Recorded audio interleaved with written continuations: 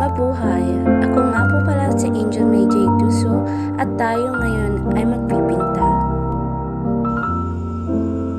Ito ang mga kakailanganin sa pagpipinta. Una, ang color,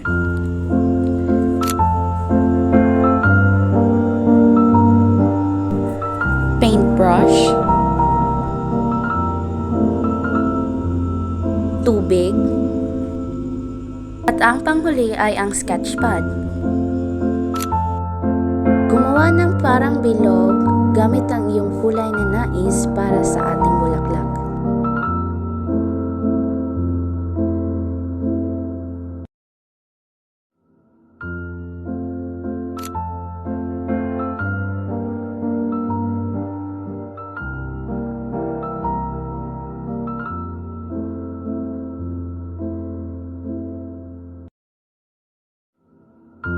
Gumuhit ng isang pahabang linya upang makabuo ng bulaklak.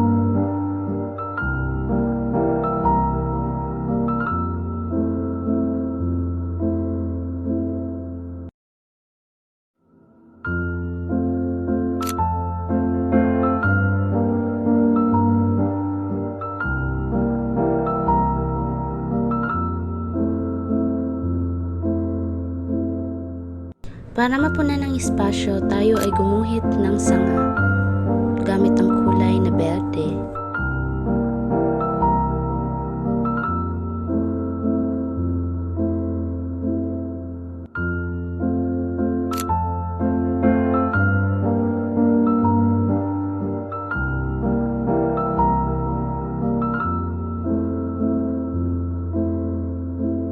Pagkatapos gumuhit ng sanga ay lagyan ito ng kulay na dilaw para magsilbing bulaklak.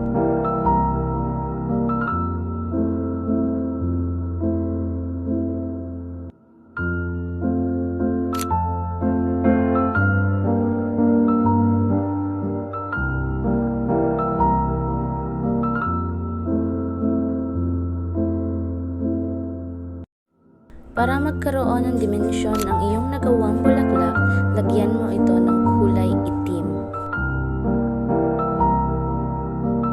Pagkatapos ay lagyan natin ng kulay berde sa ilalim ng bulaklak para magsilbing dahon nito.